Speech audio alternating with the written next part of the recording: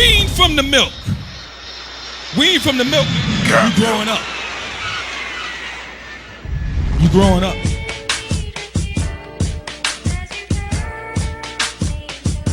And you no longer need milk.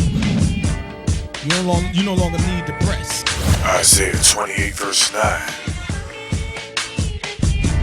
You got to get the basics of what the will of God is, what the knowledge of God is all about, what it has always been about from the very beginning. You got to get that understanding first. And you got a lot of people that try to deal with Christ and they don't want to deal with the understanding from the very beginning. What was the understanding from the very beginning? That God had a chosen people. That has always been known from the very beginning. That's the milk. That God chose one people and he blessed that one people and he was only for that one people. Well, unless you ain't coming, if you're not coming off of that glass of milk. 1 Peter 2 verse 2. Like what milk you drinking? And you're going to see to this agree the words of the prophets. Milk is what you start off with.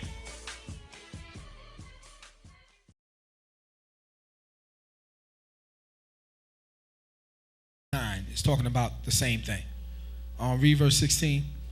For as I conceive in mine understanding, read on. Woe unto them that shall be left in those days. Okay, woe unto them that shall be left in those days. Okay, read on. And much more woe unto them that are not left behind. Read on. For they that were not left were in heaviness. Read on. Now understand I the things that are laid up in the latter days. Read on. Which shall happen unto them. Read on. And to those that are left behind. Okay, so even with those added 2 verses, you still don't understand it. No. Because that's is explaining it. You know, like all you can get is the explanation. That is the explanation. You understand that? Let me go through it one more time. Read on. Verse 19. Come on. Therefore, verse 16. 16. Come on. For as I conceive in mine understanding, woe unto them that shall be left in those days. What is it talking about is the time that this vision gets fulfilled. That's the heaviest time that is going to be ever on earth. So that's why I say, woe unto them that shall be left in those days. That's actually going to experience, be alive to go through what's actually happening. Read on. And much more woe unto them that are not left behind. Oh, not left behind, meaning that they're not back in the homeland or in the Middle East, that they're not still over there, but that they are the ones that still came over here to experience the things that's going to be taking place. Much more woe unto them that are not left behind. Meaning that they are the ones that came in that original migration over here to this period. Because the majority of the destruction, you got to remember the destruction that's going to take place in Babylon is going to shake the whole earth. Even though all those armies are going to be gathered into the Middle East, into the valley of Jehoshaphat, remember God is still going to be destroying these different areas, and the destruction that comes to Babylon is going to be the worst one ever. Revelation chapter 18 verse 21 says, thus with violence shall that great city Babylon be thrown down, and shall not be found no more at all. Read on. For they that were not left were in heaviness. Okay, that's what they were going through. Read on. Now understand I the things that are laid up in the latter days. Yeah, these are the things that's going to happen to the people in the latter days. Read on. Which shall happen unto them. Read on. And to those that are left behind. Okay. So that's it, sister. Okay. That's the understanding. Next, please.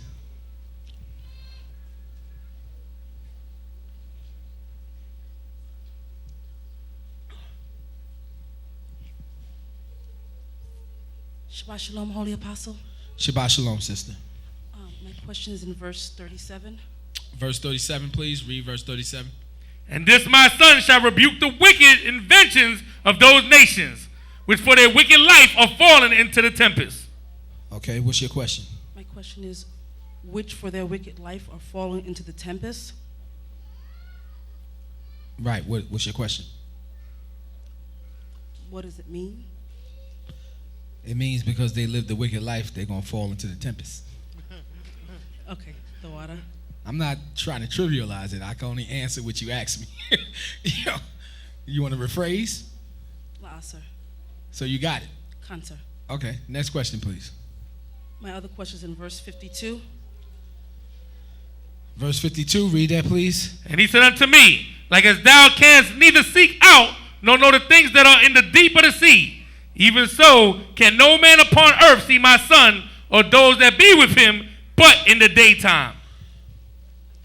My question is, and even so, can no man upon earth see my son or those that be with him, but in the daytime? Right, you didn't ask me a question. Salaki, sir. My question is, what does that mean? All right, read it again, please. And he said unto me, like as thou canst neither seek out nor know the things that are in the deep of the sea, even so can no man upon the earth see my son or those that be with him, but in the daytime. Okay, the kingdom that we in is known as the kingdom of the night.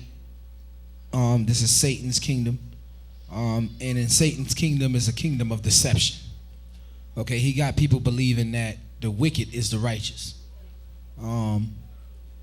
So, what this is saying is when Christ's kingdom come in, everybody going to know who the righteous really is. And then that's when they're going to be able to see Christ when his kingdom come. His kingdom is called the kingdom of the day and not of the night. Okay? Even though I don't feel we have the time to, let me just try to give you maybe 2 precepts on this. Malachi chapter 3.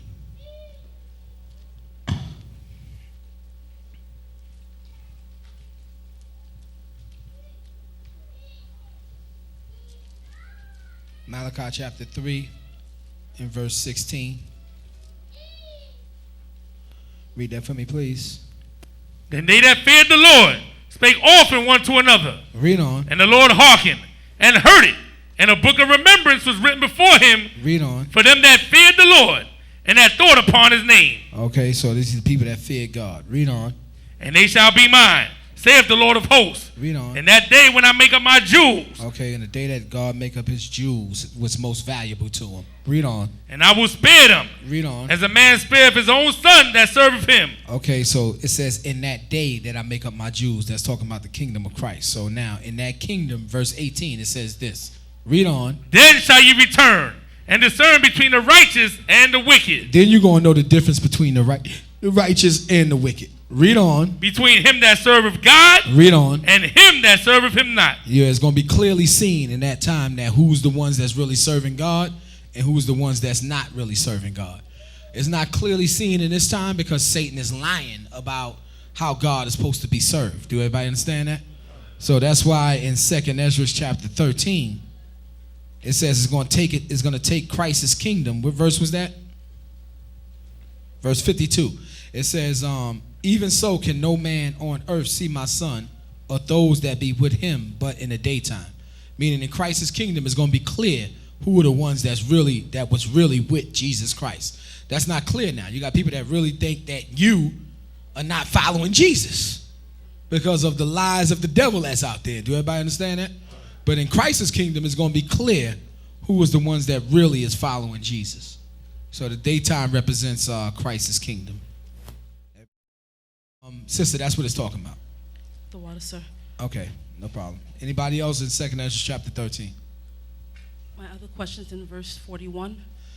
Let's read 41, please. But they took this counsel among themselves, that they would leave the multitude of the heathen and go forth into a further country where never mankind dwelt. Okay, what's your question? How were the 10 tribes able to leave when they were like captives? Because they all wasn't captives. Some of them left when they knew the destruction that was coming. Some stayed. That's why I was talking about the ones that were left behind. Those are the ones that stayed. Okay. The water, sir. All right.